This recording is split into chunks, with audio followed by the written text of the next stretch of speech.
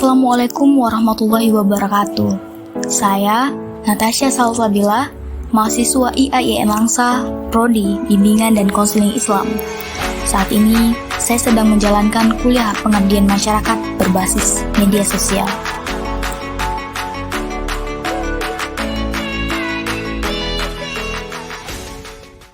Pandemi membuat kita menghabiskan banyak waktu di depan layar. Kita bahkan berada dalam multi-dimension ecosystem, di mana kita beraktivitas menggunakan banyak perangkat digital. Pandemi juga membuat kita sadar kalau teknologi selalu bisa menjadi solusi untuk bersiraturahmi dan untuk membuka rezeki. Kemajuan teknologi dan digitalisasi tak hanya membawa perubahan, tetapi menimbulkan kejutan pada tantangan global. Internet adalah salah satu bentuk teknologi yang membawa perubahan, serta potensi ekonomi yang besar di kawasan Asia Tenggara. Potensi ekonomi dari internet bahkan diperkirakan mencapai ratusan miliar dolar. Kita belajar dari tahun 2020 sampai dengan 2021, yaitu tahun perubahan, di mana banyak sekali perubahan-perubahan yang terjadi, atau bisa dibilang memaksa kita untuk pindah dari offline ke digital. Banyak istilah baru yang mungkin tidak diketahui sekarang jadi tahu dan mungkin bisa dianggap sebuah kewajaran yang baru. Jika sebelum masa pandemi, mungkin orang-orang menganggap bahwa bekerja di rumah itu adalah hal yang tidak biasa. Namun setelah pandemi, bekerja itu dilakukan di rumah. Bukan hanya bekerja, tetapi belajar, meeting, atau apapun itu yang tadinya harus dilakukan secara offline, sekarang dilakukan dengan cara daring atau dalam jaringan online. Semua hal tadi itu terpaksa berubah dikarenakan COVID-19, di mana orang yang tadinya harus berkumpul sekarang bisa digantikan oleh jaringan online. COVID-19 sendiri itu mempercepat proses digitalisasi. Orang-orang sudah terbiasa mendengar istilah WiFi, Zoom, kemudian bekerja secara daring, ataupun belajar secara daring. Kebiasaan-kebiasaan baru pun tercipta, dan orang memahami aktivitas bekerja, sekolah, ataupun apapun lainnya menggunakan via daring.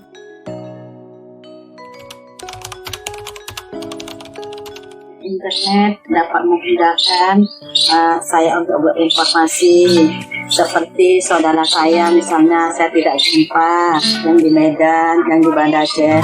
Kalau saya kangen, saya bisa video call dengan mereka. Kalau anak saya di sana pun, saya rindu dengan anak saya bisa video call tanpa saya pergi ke Banda Aceh.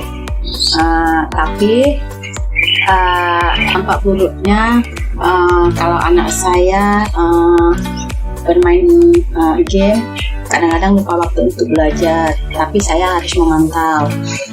Dampak baiknya, kalau misalnya keadaan pandemi tidak boleh sekolah, mereka bisa menggunakan aplikasi untuk belajar di rumah. Jadi sangat membantu juga dengan mereka. Dan saya juga sama bantu terhadap saya. Kadang-kadang saya tidak payah pergi pengajian, saya sudah bisa membuka internet, melihat Bapak Hidayat, Abu Yahya, dapat juga ada ilmunya juga. Terkadang kalau misalnya saya ingin belajar mengaji, saya bisa membuka internet itu juga. Dengan di situ ilmu saya bertambah. Assalamualaikum warahmatullahi wabarakatuh.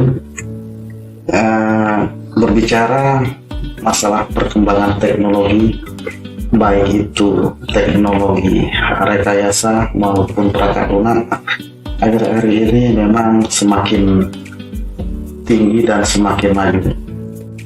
Apalagi kaitannya dengan teknologi yang berbasis data, internet merupakan satu-satunya media yang dapat merangkum dan mempersatukan melalui data. Jadi dengan perkembangan internet pada saat ini, itu dapat memudahkan penggunanya, baik itu untuk pendidikan maupun untuk pekerjaan. Dan sistem perdagangan sekarang pun sudah menggunakan sistem digital. Sehingga kebutuhan internet memang sangat diperlukan di era sekarang ini. Maka dari itu, kita selaku kaum milenial harus lebih memahami sebagaimana kita melihat perkembangan internet yang berkembang saat ini. Saya kira itu saja dari saya. Mudah-mudahan adanya internet mempermudah pekerjaan kita, bukan mempersulit. Terima kasih.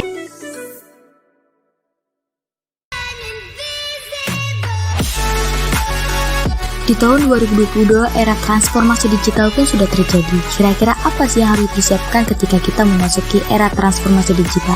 Yang pertama, mindset. Banyak orang berfokus pada teknologinya, padahal yang paling penting adalah people, manusianya. Bagaimana manusia bisa mengendalikan digital ini? Baik di sisi secara pandang leadership, kemudian menggunakan hingga bertransformasi. Yang kedua yaitu kultural budaya. Bagaimana mengubah kebiasaan-kebiasaan lama menjadi kebiasaan baru yang kita berinteraksi sama manusia. Yang terpenting yaitu berinovasi di era digital ini. Yang ketiga strategi. Bagaimana transformasi ini manusia bisa menggunakan internet dengan teknologi yang dapat sesuai dengan kebutuhannya atau bisa memanfaatkan dengan baik. Terima kasih. Assalamualaikum warahmatullahi wabarakatuh.